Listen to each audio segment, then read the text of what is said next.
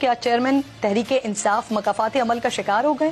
Opposition رہنماؤں کو jail میں ڈالنے کا عزم لے کر اقتدار میں آئے، نواز شریف سے آصف علی زرداری تک سب ہی کو جیل کی سیر کروائی، پھر خواتین سیاستدانوں کی باری آئی، مریم نواز ایئرپورٹ سے تو فریال تالپور اسپتال سے گرفتار ہوئیں، عید جیلوں میں گزری، مریم نواز کو والدہ کی وفات کی خبر بھی کال کوٹری میں ملی، مخالفین کو جیل میں ڈال کر سہولتیں ختم کی، منہ پر ہاتھ پھیر کر اے سی اتروانے کی دھمکیاں دی تو پھانسی پر لٹکانے کی تڑیاں لگائیں، آصف علی زرداری کی بیماری اور ان کے ویل چیئر پر عدالت آنے پر طنز کیا اور پھر خود بھی ویل چیئر کے سہارے ہی عدالت آئے، شہباز شریف کی کمر کی تکلیف کا مذاق بنایا، پھر خود پیشیوں سے استثناء کے لیے ٹانگ کا زخم دکھانے پر مجبور ہو گئے،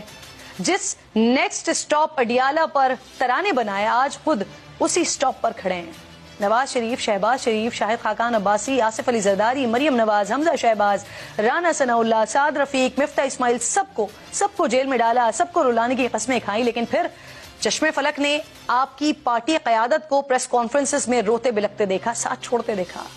فواد حسن فواد اور احد چیمہ تو مبینہ دباؤ سہ گئے، وعدہ معاف گواہ نہیں بنے، لیکن آپ کے اپنے پرنسپل سیکرٹری آپ کے خلاف بیان ریکارڈ کروا کر آ گئے۔